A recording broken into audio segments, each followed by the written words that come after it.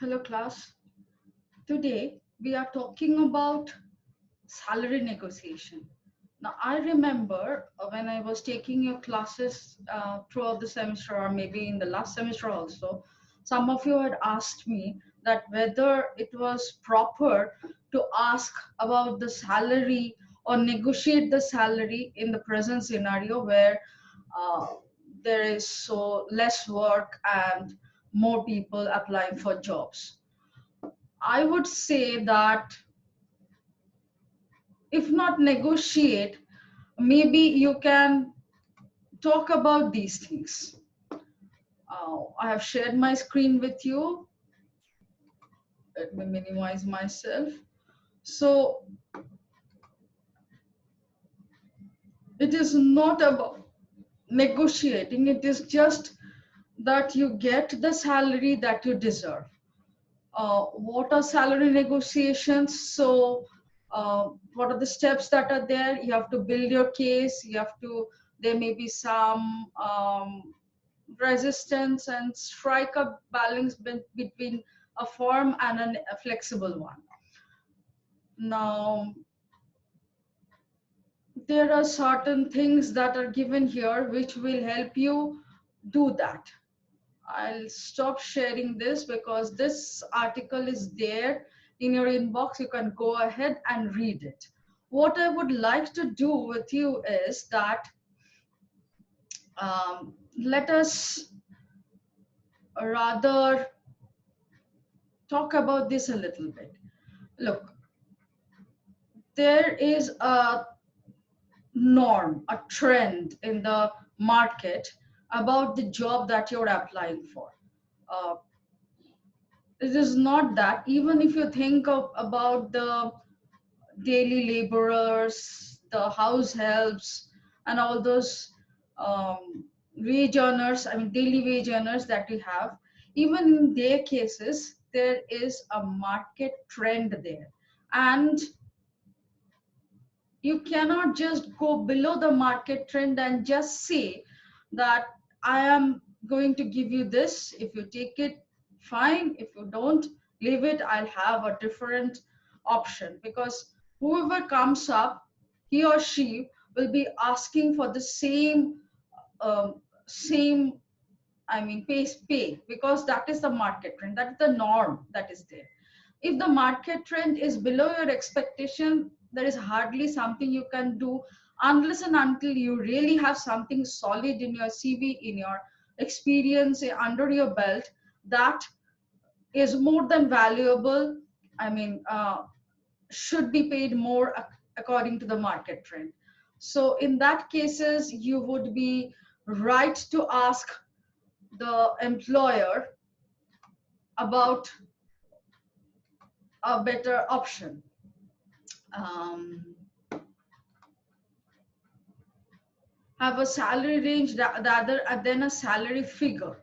So do not have a fixed one. Do not say that I am expecting 15,000 rupees. Rather say I am expecting something in this range. And you say the lowest is 13,000 and the highest is 20,000. So there is a range, and maybe they'll stick to the middle one, or maybe go a little bit lower than that. Because I can tell you my experience. The first time I went and joined a private college, not a government one, a private college, because in a government sector there is always fixed, I mean, every position has a fixed scale and a salary and things like that, benefits and stuff like that. So there's hardly any room for negotiation. That is something which has been negotiated on the international level and has been set, fixed. So many people opt for private companies where there are lots of areas for negotiation, when you have better skills, better knowledge, better experience, and stuff like that. So when I went for the first job, I remember that I was offered a certain amount which was pretty low than the one that I heard people were getting or was the market trend. and I had no option, I had no knowledge, so I just had to accept it.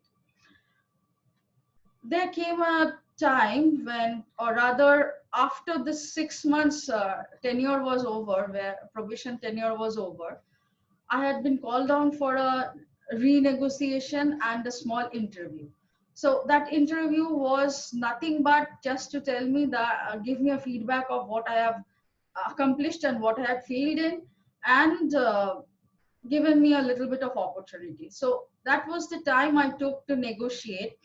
And the wrong thing that I did was I told them that I am expecting um, something 5-6 thousand rupees more than that I was getting, and they went ahead and gave me 4,000. I did not give them a range. I just said 6,000. They gave me 4,000. So I had to be happy with that. After a year or so, I got another job opportunity, and there, um, what I said was, I mean, by that time, I had got pretty much aware of what type of things can be said in a job interview, in salary negotiations, and all these things. And so I told them that I was expecting the market value, I was expecting the market pay, and the I mean salary scale of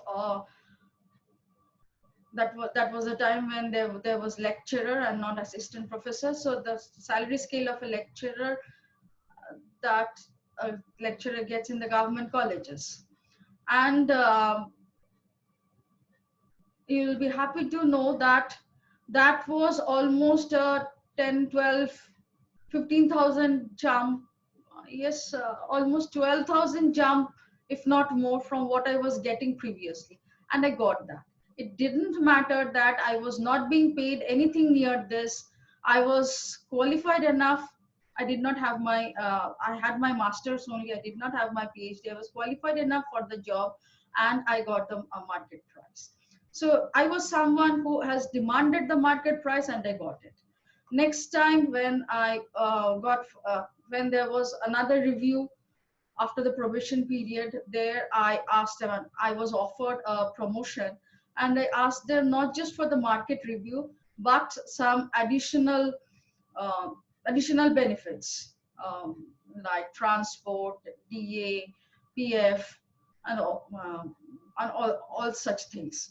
So the transport I got, the PF I got, the DI did not get as the market value was. I got it much lesser than that, but I was getting paid much more than anyone else in my, I mean, in my level, in my experience level, in my subject level, or anything like that. So why did I get that? Nothing but I negotiated.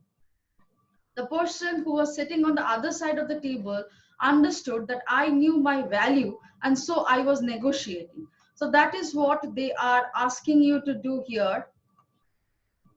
Um, Sorry, something was going wrong. So that is why what they are asking you to do here. Don't sell yourself short. Know what the market value is. Know what your real value is, and then go ahead and negotiate. Sometimes you will find that the main amount is something which they are sticking to, and um, they are not being flexible on that. Now it is your time to be flexible. What you can do is you can ask them for certain, like you see, um, here is bonus health, dental, and other incidental benefits. You can ask them for other privileges. You can ask them for health benefits. For, I mean, even I used to get medical benefits. So you can ask them for medical benefits. You can ask them for certain other things like transportation. If you are asked to work overtime, so, or something like that, you are asked to do something extra, so you would be charging by the hour, and how much would you be charging for that? Or maybe if you are really in that level, you have that amount of skill, which but the company is small enough and cannot afford you, so you can go ahead and ask shares in the company market value. So even that is permissible. So salary negotiation does not mean the exact amount that they're paying you, but it can mean a different type of thing. It can mean the exact amount, the market value that everyone gets in that position. It can mean they are going to give you certain other privileges. Like in the first year of my second job, I did not have much privileges, but I had asked them. Since I was doing my PhD, I had asked them for half a day leave every week. So I would be finishing off my classes, but I mean, our weekend was on Wednesday. So I would be finishing off my classes um, by the afternoon, by 1 p.m., and I would start off for my lab. So I would leave half a day early or return back. I mean, we had to join on Friday, so I would join after the half day. So I would either take half a day early or half a day later. So you can ask even this type of things. You want to get yourself better degrees or get some educational benefits, and you ask for time or money to help you with this education, with this degrees, with this better skills that you are going to have, because that can be an added benefit for the company. So when you're adding value to the company, you can ask the company to help you out. So that is the salary negotiation that I have been sending the article about. And let me tell you something here that you may have some other ideas. So that is why I send you the assignment in a different way, where I said that go ahead and write your answer. If you are going to negotiate on salary, think about the various options that can come. Some of them may not be the right option, but go ahead, use your imagination, think about all the obstacles that your employers can come up with, and think about all the answers that you're going to give, and then write your answer. Send it to me, I'll be correcting it. And let me tell you something, till date I have not received a single assignment from you. If you had gone through my articles, I mean, not CSE department. CSE department has sent some answers which were a copy of each other. But for others, I have not received anything. If you had gone through my articles, if you have gone through the lessons I had sent, you would have realized that these are certain aspects which you need to address when you are applying for a job. So they are pretty beneficial, and I hope it helps you. It would help you better if you had uh, gone ahead and made the assignments and got it corrected, and then you would have, what should I say, better prepared for the life that you will be facing ahead. You can do it at a later date, even that will be acceptable, but please go ahead and go through the lessons that will help you become prepared for the career questions and interviews that you'll be facing just after you land yourself in the next semester, seventh semester. Okay, bye. Have a nice time and see whatever you can do about this.